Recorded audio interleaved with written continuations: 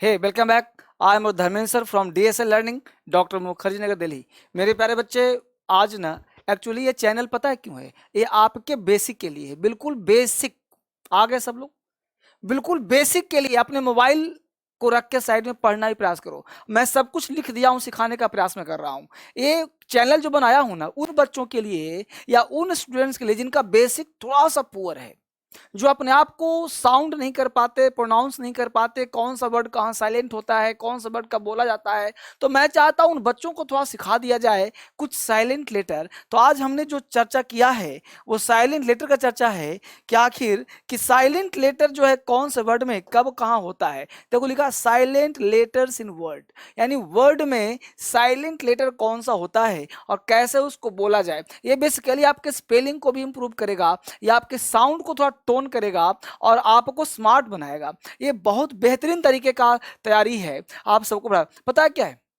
बहुत सारे बच्चों का मैं कमेंट पढ़ता रहता हूँ। वो कमेंट में बच्चे क्या होता है कि चलो तारीफ के पुल बांधते हैं, लेकिन हमने बहुत सारे यूट्यूब चैनल भी देखते हैं, बहुत सारे बच्चों के साथ साथ मैं भी आजकल खाली बैठा हूँ, देखता रहता हूँ। तो वहाँ पे होता क्या है कि बहुत सारे लोगों को क्या देखा कि पढ़ने का एक जो बच्चों का जो हुजूम है वो पढ़ाई पे ध्यान कम देते हैं, और इसी का फायदा जो है और कोचिंग टीचर वाले उठा ले जाते हैं। यहाँ पे करना है कि आपको ध्यान मुख्य रूप से देना है पढ़ने पर। आप देखो किस चैनल से हमको ज्यादा से ज्यादा मिल रहा है, आप उसको आप बढ़ाने का प्रयास करिए। आप देखिए डीएसएल लर्निंग है। आप मैं कहा था कि इस चीज को आप 10 लोगों से शेयर करिए। शेयर करने से फायदा क्या हो? तुम्हारा फायदा होगा। इस युग में सबसे बड़ा धर्म क्या है कि जब आप विद्या को बांटोगे तो आपको परम सुख की, जन्नत की प्राप्ति होती है, सुख की प्राप्ति होती है, स्वर्ग मिलता है। क्यों?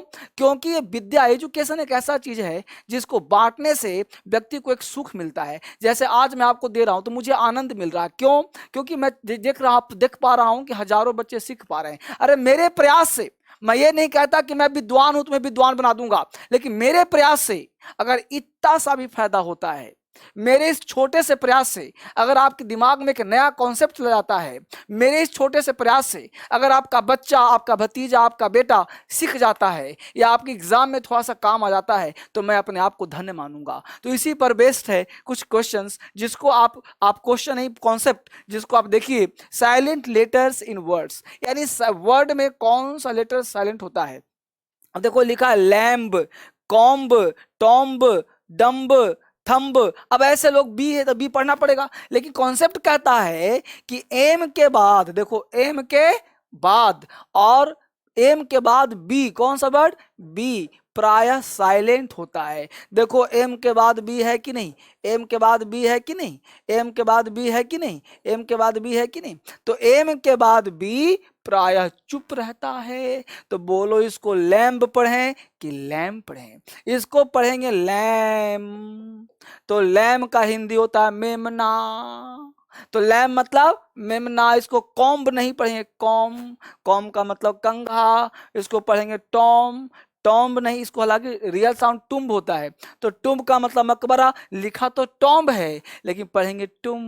तो टुम का मतलब मकबरा, इसको टॉम भी नहीं पढ़ेंगे, इसका रियल प्रोनाउंसिएशन टुम होता है। फिलहाल के लिए तुम टॉम पढ़ लो। तो टुम का मतलब मकबरा, और देखो डम, डम का मतलब गूंगा, थम का मतलब अंगूठा। तो मुझे ये बताइए सोच करके कि यह कॉन्सेप्ट क्लियर हुआ कि नहीं हुआ? बोलो जिस शब्द का याद कर जाओ। क्या कहा था? एम के बाद यदि बी हो, एम के बाद यदि बी हो तो उस बी का उच्चारण नहीं होता है। एम के बाद बी प्रायः चुप रहता है। याद हुआ? अगर आगे चले हम लोग, बहुत सुंदर। इस तरह से बेटा याद करते रहिए। अगले कॉन्सेप्ट पे चलते हैं हम लोग, कॉन्सेप्ट नंबर 2। अब देखते हैं कॉन्सेप्ट 2।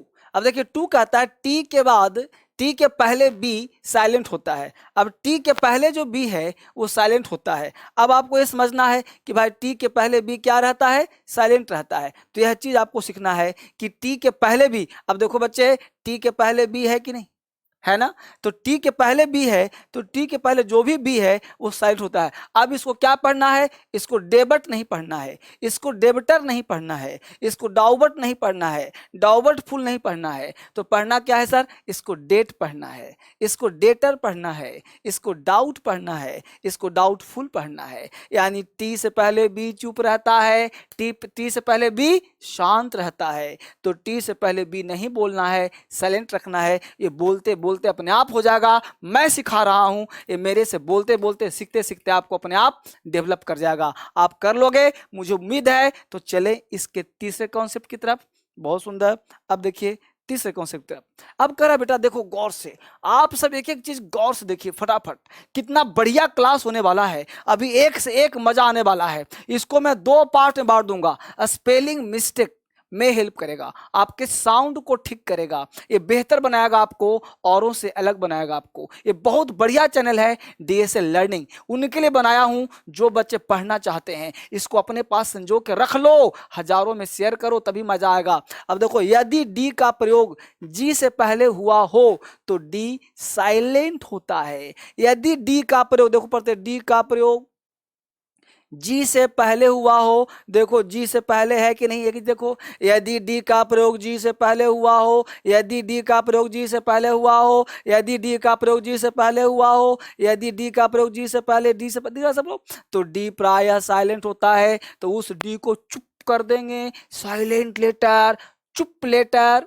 आ गए सब, दिख रहा है सबको, मजा आ रहा है। तो यदि डी का प्रयोग, आज देखो मैं बड़ा आराम से तरीके से पढ़ा रहा हूं, मैं नहीं चाह रहा कि आज तुम लोग ये कहोगे सर बहुत तेजी में निकल गए, है ना। अब देखो यहाँ पे है ब्रीज, अब इसको ब्रीडज नहीं पढ़ना है। बहुत सारे लोग इसको पढ़ लेंगे ब्रीडज, ब्रीडज, बडजेट, लेटजर, ऐसे नहीं पढ़ा, एडज, रीडज, ऐसे नहीं पढ़ना है। इसको पढ़ना है ब्रीज। तो बोलो डी चुप हुआ कि नहीं, इसी को कहते हैं साइलेंट लेटर। बजट, बोलो बजट है कि बजट है, बजट। लेजर, लेजर मतलब बही खाता। देखो हिंदी लिख दिया हूं, तुम्हें कोई परेशानी ही नहीं, तुम्हें डिक्शनरी देखने की जरूरत ही नहीं, सब करके दिया हुआ, रेडीमेड काम है।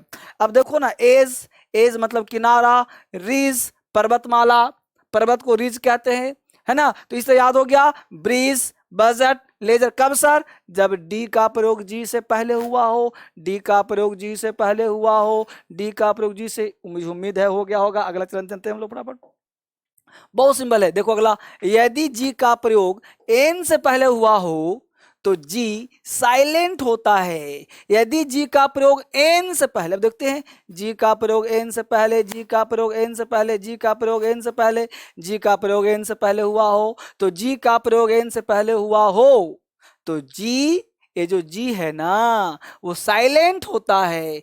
जी क्या रहता है बाबू, साइलेंट होता है। बहुत सुंदर, जी प्रायः साइलेंट होता है। अब देखते हैं इसको रेजन पढ़ें कि रेन पढ़ें। रेन का मतलब शासन, रेजन नहीं, रेन। ये जी नहीं पढ़ना है, रेन पढ़ना है। साइन नहीं, साइन पढ़ना है। ये देखिए डिजाइन, डिजाइन, ये यहाँ पे ज, डिजाइन, ये जी नहीं पढ़ रहे हैं, एस पढ़ रहे हैं, डिजाइन। यहाँ देखो, यहाँ पे क्या दिया, रिजाइन, त्यागपत्र। तो इस तरह से आपको पढ़ना है बच्चे, यानी एन से पहले जी साइलेंट होता है। और आई होप इस सबको आप वीडियो को डाउनलोड कर लो, ये वीडियो को शेयर करके रख लो, व्हाट्सएप पे रख लो, फेसबुक पे शेयर कर दो, जहां चाहो तूफान मचा दो। जिसका भी स्पेलिंग प्रॉब्लम होता है, साइलेंट नहीं पढ़ पाता, वो यहाँ पे पढ़े। इसका दो पार्ट में दूंगा छोटे छोटे अंतराल में, ताकि दोनों पढ़ने में मजा आए। एक आज दूंगा और एक कल दूंगा, दोनों पार्ट पढ़ लेंगे ना, मैक्सिमम पार्ट खत्म। आज साइलेंट का पूरा इतिहास खत्म हो जाएगा। अब यहाँ पे अगला चरण देखते हैं लोग फटाफट।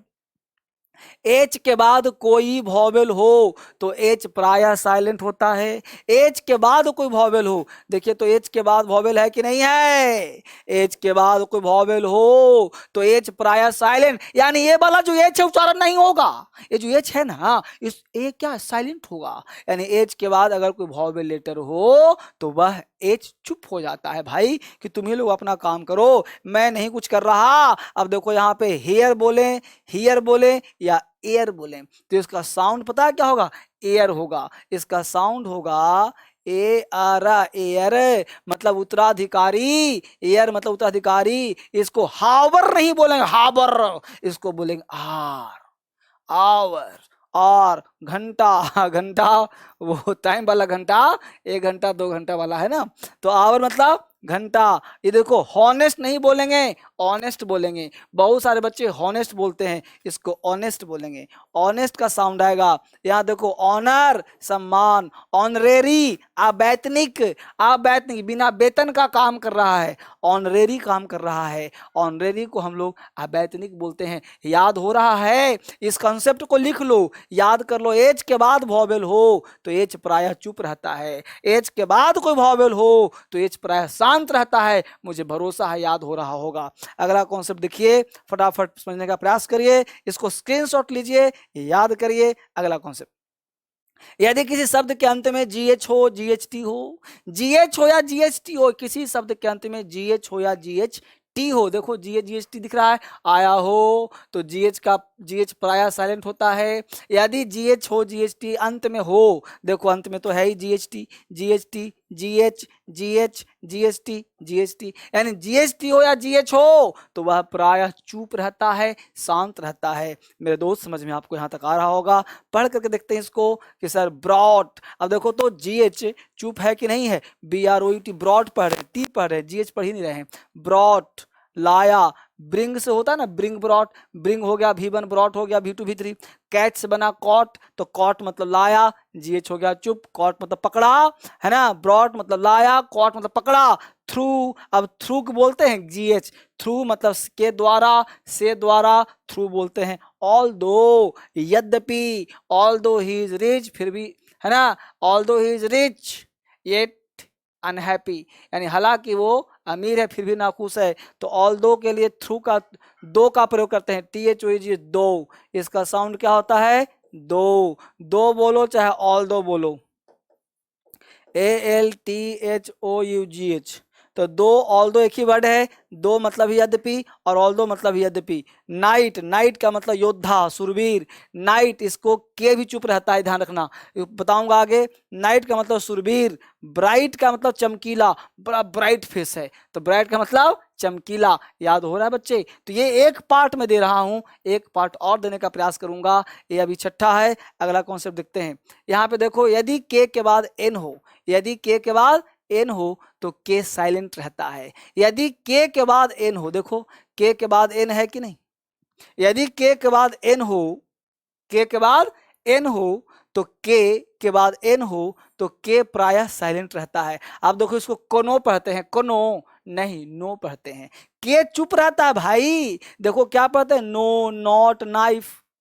के चुप रहता है, यानी लिखने में आता है लेकिन साउंड बोलने में नहीं आता। इसको कोनो नहीं पढ़ेंगे, इसको नो पढ़ेंगे। कोनो नहीं, नो मतलब जानना, यानी एन से, देखो एन से के बाद, यानी के बाद एन हो, के के बाद एन हो तो के चुप रहता है। याद हो रहा है बच्चे? तो नो। नॉट, नॉट मतलब गांठ, नाइफ, नाइफ मतलब छुरी, नाइट मतलब योद्धा, नी का मतलब घुटना। इस तरह से आपने देखा लेसन 7 तक। अभी इसी का पार्ट कल दूंगा, इसको बड़े बारीकी से पढ़िए, ये बहुत महत्वपूर्ण है आपके वो इंग्लिश को सुधारने के लिए। आपने बेसिक का डिमांड किया था, DSA लर्निंग इंग्लिश सिखाने के लिए है, एग्जाम के लिए है, आपके एटीट्यूड को चेंज करने के लिए है। आप इसको देखिए और दोस्तों के साथ मिल बैठ करके शेयर करके पढ़िए। फिर मिलते हैं अगले चरण में कल ठीक 2 बजे। आप सबों का बहुत धन्यवाद। घर रहिए, मजे में रहिए, एंजॉय करिए, खेलिए कूदिए घर में ही रह करके, और बड़े प्यार से धर्मेंद्र सर आपके लिए पढ़ाते रहेंगे, करते रहेंगे। आप सब लोग एंजॉय करिए। आप सबों को बहुत बहुत सब प्रेम, नमस्कार।